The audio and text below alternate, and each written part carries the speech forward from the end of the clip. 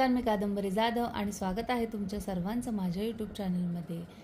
आपण भगवद्गीतेतील श्लोकांचा अभ्यास करत होतो. आपला अर्जुन विषाद योग पूर्ण झालेला आहे आणि सांख्य योगमधले आपले 53 श्लोक पूर्ण झालेले आहेत. आज आपण पाहणार आहोत 54वा श्लोक. तर सुरू करूयात राधे राधे म्हणून.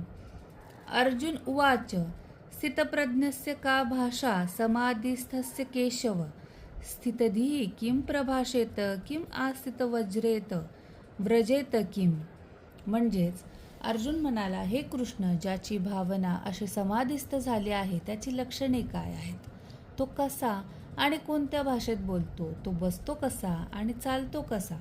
अर्जुन श्रीकृष्णांना विचारतो की ज्याचे मन पूर्ण शांत झाले आहे, जो देवभावात स्थिर झाला आहे, त्याची ओळख कशी करायची? तो कसा बोलतो, कसा बसतो, कसा चालतो, म्हणजेच त्याची वागणूक कशी असते?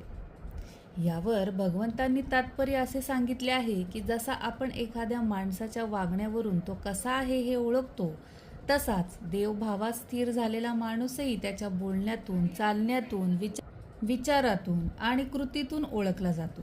या तात्पर्यात विशेष करून बोलण्याला खूप महत्त्व दिले आहे, कारण माणूस बोलतो तेव्हा त्याचा स्वभाव, त्याचे मन, त्याची वृत्ती लगेच समजते. कोणी बाहेरून कितीही चांगले दिसले, छान कपडे घातले, तरी तो बोलेपर्यंत त्याचा खरा स्वभाव कळत नाही. पण ज्या क्षणी तो बोलतो त्याचा स्वभाव समोर येतो.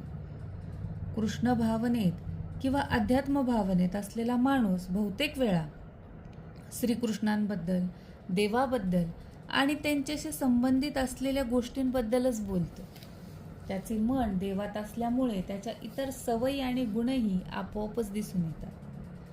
तर हाच अर्थ, हे स्पष्टीकरण मला या 54व्या श्लोकावरून मिळाले. तुम्हाला कसे वाटले नक्की कळवा. भेटूयात पुढच्या व्हिडिओमध्ये. यावरून काय लाईफ लेसन मिळतो ते घेऊन. तोपर्यंत राधे राधे. धन्यवाद.